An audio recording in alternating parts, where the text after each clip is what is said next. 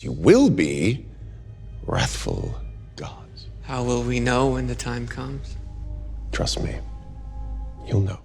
Welcome back, everyone. It's Charlie. This will be my full Boys Season 4, Episode 5 video. There are a whole bunch of Easter eggs and references, so we'll break it all down. And we learn more about what's actually going on with Butcher, and I think they confirm some more fan theories about what's really going on with Jeffrey Dean Morgan's Kessler monkey character from the comics, too. So we'll break it all down. If you're brand new to the channel, be sure to subscribe to get all the videos. The episode title is Beware the Jabberwock, My Son. It's named after issue 3 of the Boys Highland Laddie miniseries that follows Hughie after the events of the main Boys comic book story. Those were also inspired by Lewis Carroll's poem Jabberwocky. The poem is about a little child who's advised to beware of a creature known as the Jabberwock. The boy disregards the warning and goes in search of the Jabberwock. When he discovers the beast, he defeats it and returns home triumphant. In the context of the episode, you could think of the Jabberwock as the Vought farms with all the V'd-up animals, them going after those animals and the virus. The actual opening scene starts as a PSA highlight reel from Vought at their V52 Expo, which is a big parody of Disney's D23 Expo, which is like their own version of Comic-Con, but just for Disney brands like Marvel Studios, Star Wars, all the Disney-specific movies. There are so many Easter eggs and jokes during this too, like just this opening couple minutes of the episode. So many shots they take at Marvel and Disney during this. It starts with the 1950s because that's when Vought American was founded through Operation Paperclip when the Nazi scientist Vought came to the United States. If you look at the show notes, canonically in-universe, they also said that the first V52 Expo actually came 2 years after Vought founded Vought American after Operation Paperclip in World War II. So essentially they started making these superhero movies because they had just made Soldier Boy during World War II and Stormfront, and they wanted to make money on them, and they started creating this media empire, these movie studios, and these fake movies they started releasing. In 1953, there's a movie from a character called Bomb Sight, Curse of Fu Manchu. It's meant to be a parody of a lot of anti-Chinese propaganda films during that era. There's a Budweiser ad featuring Stormfront when she was still using her Liberty persona in 1957. There's a movie for Crimson Countess in 1967. She's meant to be a Scarlet Witch parody. The whole Big Chief Apache littering video is a parody of a real-life crying Indian used as part of the Keep America Beautiful campaign that the United States ran in the 1970s. Like, that was an actual campaign that ran. But in the context of the Boys universe, it's meant to be super racist because it's like like a Caucasian person pretending to be an Indian with a super racist name, Big Chief. There's a lot of jokes like this during their big presentation where they claim that they're super woke, like the go woke, go broke jokes, but then they release these super racist movies with super racist characters. They reveal Black Noir's first movie in 1979, Crimson Countess again in Whiskey Sunrise. This was actually a crossover movie she did with Soldier Boy, like that's the person she's kissing on the poster here in 1984. There's a Payback sequel movie called Red Thunder 2 of them going against the Soviets because this is Cold War in the 1980s. There's a Y2K parody movie starring Lamplighter called Y2 Chaos, then a Queen Maeve movie called Her Majesty in 2007 because she's supposed to be Queen of the Amazon, so she's meant to be a Wonder Woman parody. You start to see them move through the timeline, like as they get closer to present day, you start to see more movies with the 7 characters, like the younger generation of superhero characters. There's the Deep's first movie called Rising Tide in 2007. They use that for a couple jokes in the episode. A Translucent sequel called Invisible Force in 2018. Then the Dawn of the Seven movie, which we saw them making in previous seasons, which is a Justice League and Avengers Endgame parody. Girls Get It Done. They reveal the larger Vought Networks company promo for all their media brands that it owns. It's mostly meant to be a shot at Disney. Like the Vought Studios is a Marvel Studios parody, VNN is like a CNN parody, Vought Soul is a BET parody, Vought Plus a Disney Plus joke, Voughtmundo a Telemundo joke. Then The Deep and Cameron Cole host a big Comic-Con reveal panel announcing the upcoming phases 9 through 17, which is a big Marvel Studios Comic-Con joke about all the phases that Kevin Feige reveals every summer at Comic-Con. In fact, in real life, like just today, as this episode aired, Kevin Feige revealed that Marvel Studios is going back to Comic-Con Hall H, so that there'll be a big Marvel Studios Comic-Con panel this summer. Phases 7 through 19. Now, I could spend 90 minutes talking about what we've done. Please don't. Or I could spend some time talking about what we're about to do. I don't think the boys planned for that to actually work out, like them making fun of Marvel's Hall H panels, like their Comic-Con panels, and Marvel announcing a big Comic-Con panel on the same day. Some of the movies they reveal here are also parodies of real-life superhero movies from Marvel, from other studios like Fox Marvel movies. The G-Men here are the Boys Universe parody of the X-Men. All these 7 movie titles are meant to be Justice League parodies, but some of them are also Avengers movie parodies. There's a bunch of Tech Knight movies. He's meant to be the Boys parody of Iron Man and Batman combined, but on the show they said they lean more into a Batman direction just because it's so expensive for them to do the Iron Man armors. So most of the Tech Knight titles are Batman parodies. There's a bunch of Firecracker faith-based movies. A-Train Into the Multiverse movie is a Doctor Strange Multiverse of Madness parody and a Flash movie parody, since A-Train is more of a Flash parody just in general. And the Flash movie last year was more of a multiverse movie. Homelander Annihilation seems like an Avengers Annihilation parody. The Kwanzaa movies are more like a Christmas Tyler Perry movie kind of parody. Silent Vengeance 3 is a black noir movie because his whole thing is that he's supposed to be silent, even though on the show they're using that for more of a bit. Like they're just substituting an actor for black noir so the public doesn't know that Homelander killed the real black noir. The Seven Forever movie feels like an Avengers Forever joke because a long time ago it was rumored that one of the next Avengers movies Marvel would title Avengers Forever.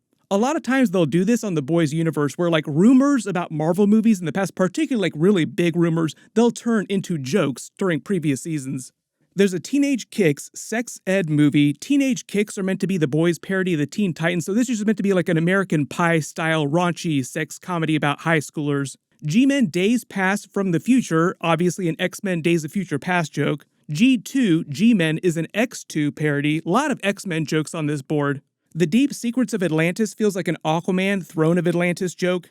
Homelander starts glitching out, having all these PTSD flashbacks to all his traumatic memories, both the recent events, revisiting the Bad Room, killing all those scientists where he was created, and his traumatic memories from his childhood. Notice how his last vision is of Ryan staring at him when he was yelling at him 2 episodes ago. Like Ryan seems like one of the last tethers for him to reality.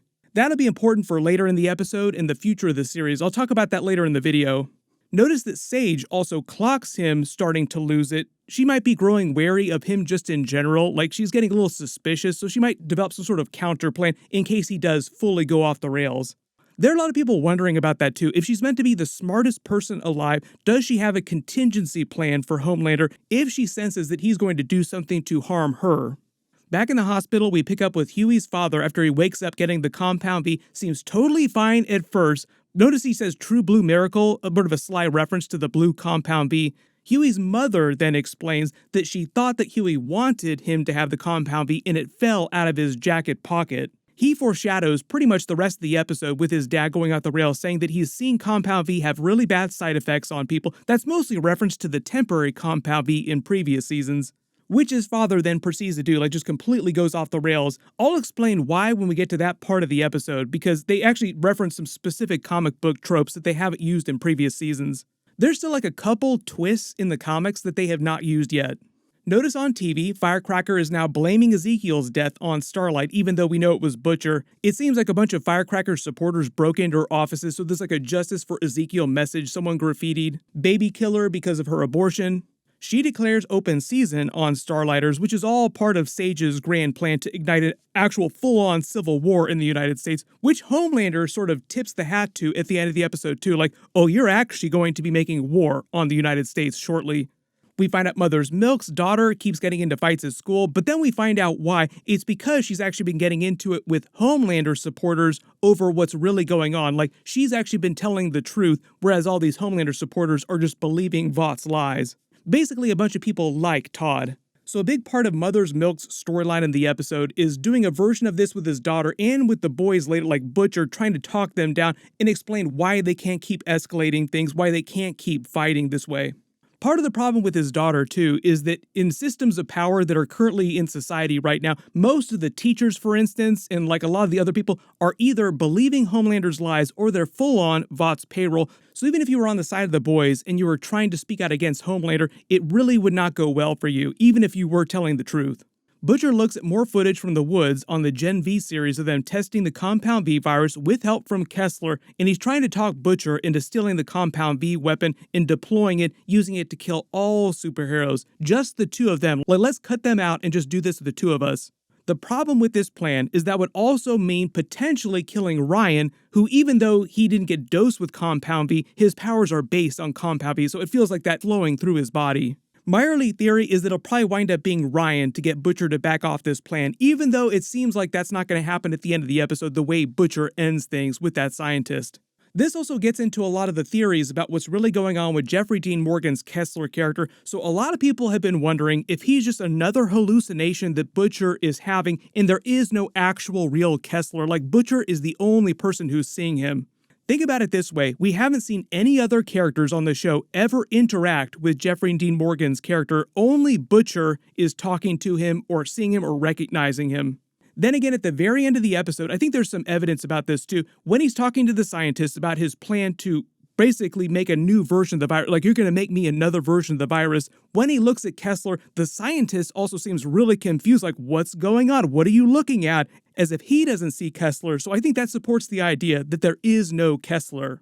What might be happening, because I also had this theory with Becca, like Butcher kept seeing Becca, but I think Becca might just be his sentient tumor that he has that now has those weird powers, which we also saw the rabbit have too.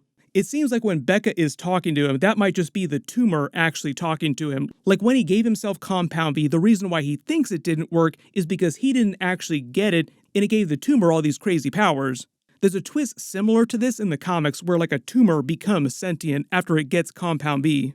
And when they actually show the rabbit's version of the tumor who got the temporary Compound V, they make it seem like anybody who takes the temporary Compound V enough potentially develops a similar type of venom organism inside it, like the tumor becomes sentient and turns into this venom-like creature. So for people that think that Butcher now has a version of Venom inside him, I think the idea is that it's sentient and it's starting to speak to him, with him thinking that he's actually just talking to Becca or to the Kessler character. But I think the fact that he actually saw it, like, oh, this is actually what's happening to me, like he kind of recognized it, you see the light bulb go on in his head, this is probably what's happening inside of me. We'll probably learn more about that new power in the future episodes. You can let me know in the comments though, do you think the Kessler character is also just a creation of his mind, like it's either the sentient tumor or it's just him hallucinating Kessler and it's really just him talking to himself?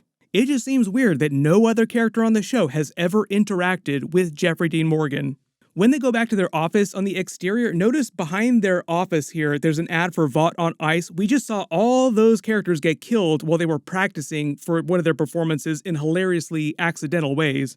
We start to see Frenchie freaking out a little bit more, like he's having some PTSD. Big WTF at the end of the episode too is that he turns himself into the police trying to atone for what he did. Like he gets super religious with Starlight during the episode. We'll get into that too, because I think they also tried to address the afterlife in the boys' universe with the ending they gave to Hughie's father as well too. But clearly this isn't the end for Frenchie, like he'll be in the rest of the episode, so like somebody's gonna have to find out what happened to him from the boys and come to the station to try and get him out. It also seems like he's got some file here with some really complicated math on it too, so either Frenchie is a secret math genius, or this is just from some other file that they were working on.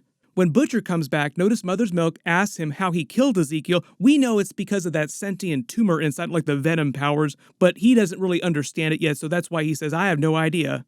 He reveals the Compound V virus from the Gen V TV show, which sort of sets off the main plot for the episode. Notice how he doesn't bat an eyelash at the idea that Starlight and Kimiko might die if they use it. Like, yeah, that's just the way it's gonna go. A big part of the episode is them trying to talk Butcher down because they want to make Butcher seem like he's just as bad as Homelander, just in a different direction, like he saws off the scientist's leg because he wants to get the virus.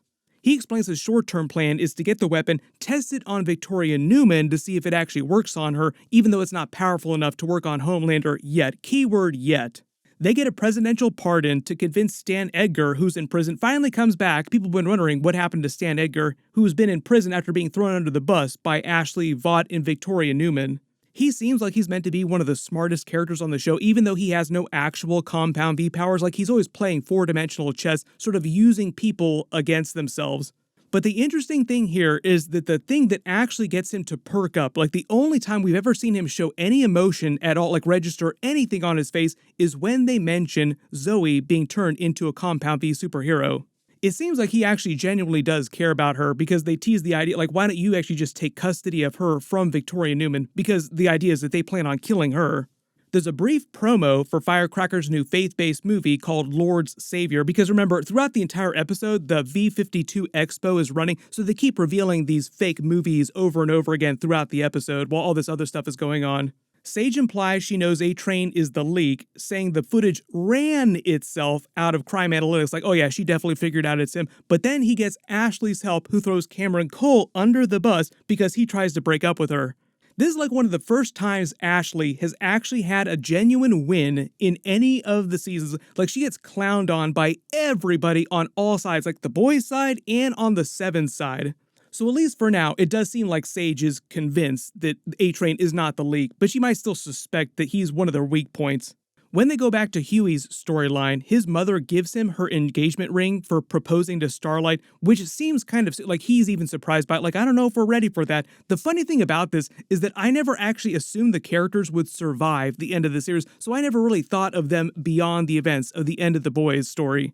It's possible if they did survive the end of the series, they would eventually end up together. Like, if you want to be hopeful about it, but so many people die during this series, the odds of them all making it, like all the boys, is pretty slim. The camera does focus on the ring and that little moon that's attached to the necklace, so that might become significant in a future episode too, like if they focus on it so much in the episode. His father drops a Jar Jar Binks joke talking about the Star Wars prequels and Phantom Menace, revealing that their family cat, growing up, was named Jar Jar.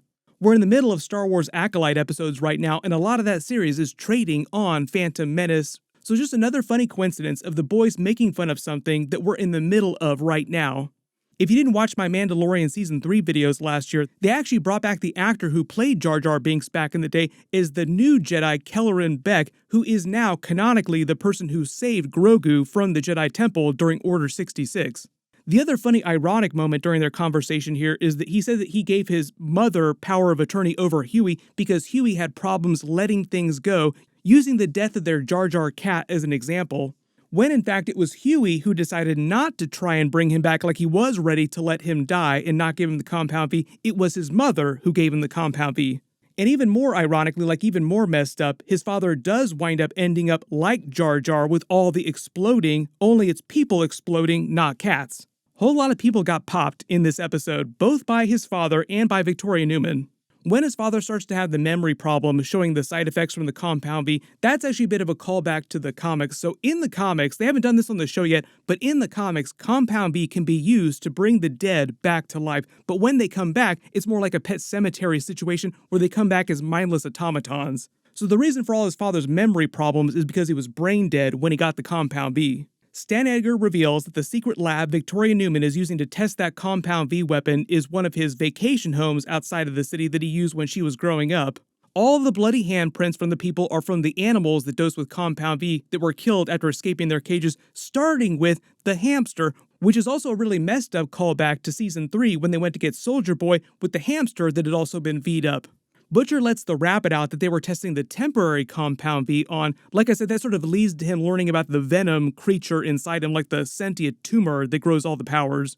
Notice the reason everyone's noses start bleeding is because Victoria Neumann walks in using her powers on them, like she's got her hand on the trigger, so to speak, ready to pop all their heads if something goes sideways.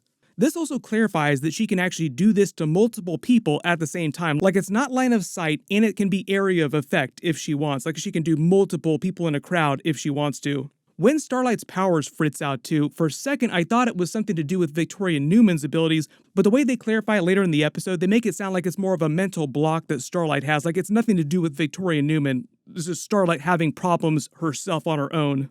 Back at the V52 Expo, they show the trailer for A-Train's movie with Will Ferrell that we saw in previous episodes. The Deep then gets pissed at Cameron Cole for taking shots at him on his talk show, who explains he has to maintain the illusion of being fair and balanced, which we've talked about in a lot of previous episode videos, previous seasons. Basically, Cameron Cole is a mouthpiece for Vought, saying whatever they want to say. But here he actually admits it, like it's all meant to be fake. I need to keep up the appearances of being balanced by taking shots at the home team. When he mentions that it cost him a part of the new Noah Baumbach movie, he's a director in real life. If you're not familiar with a lot of his movies, he does a lot of indie movies. He also co-wrote the Barbie movie more recently.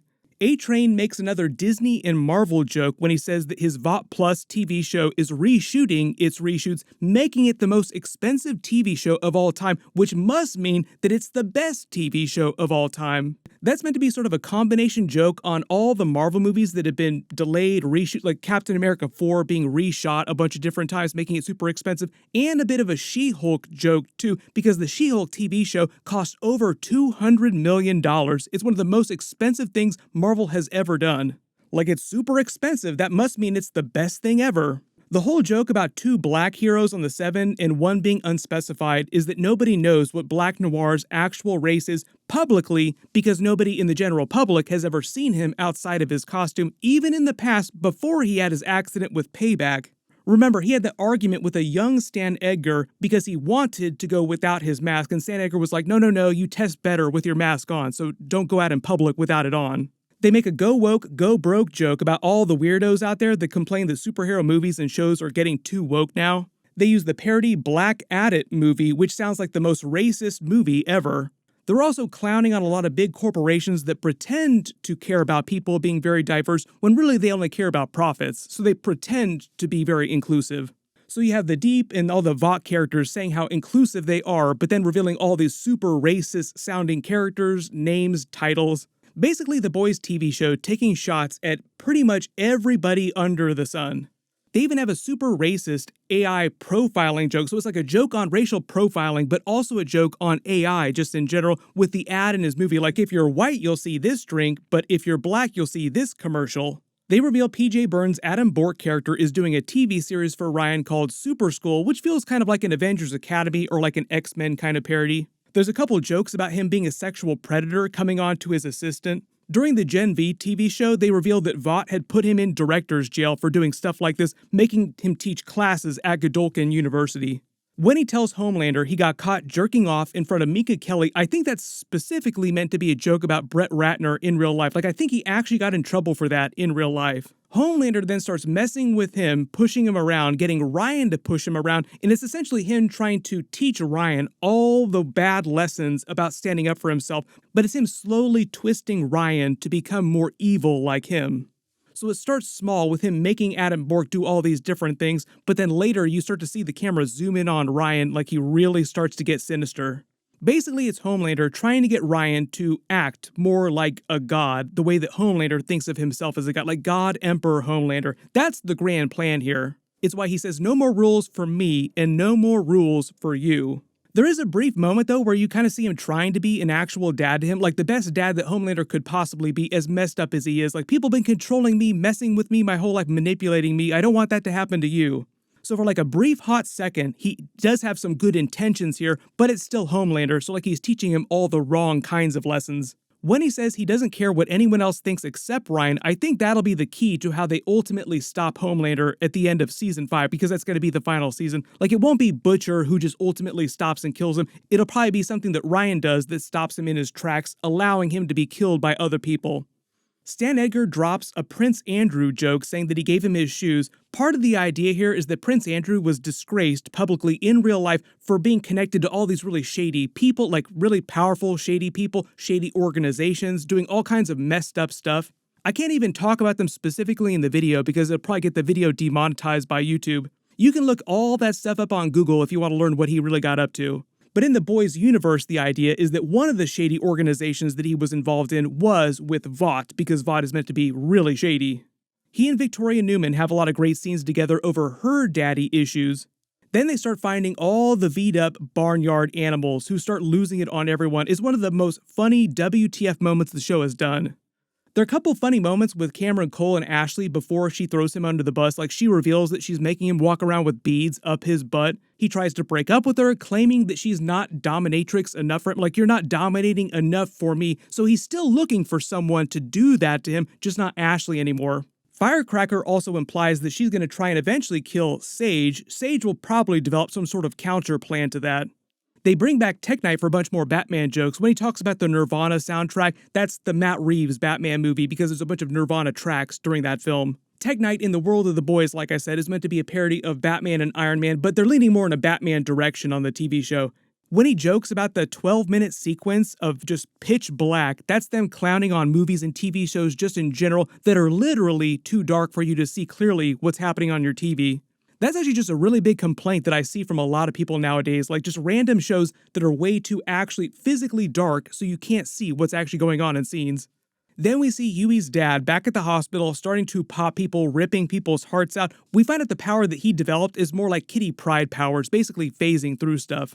We go back to the V-52 Expo. They bring back Sam and Kate from the Gen V show, giving us our big crossover. They're on stage to announce they're doing a Guardians of Godolphin movie called Flipped, which is basically like a Freaky Friday parody where they get body swapped at the university.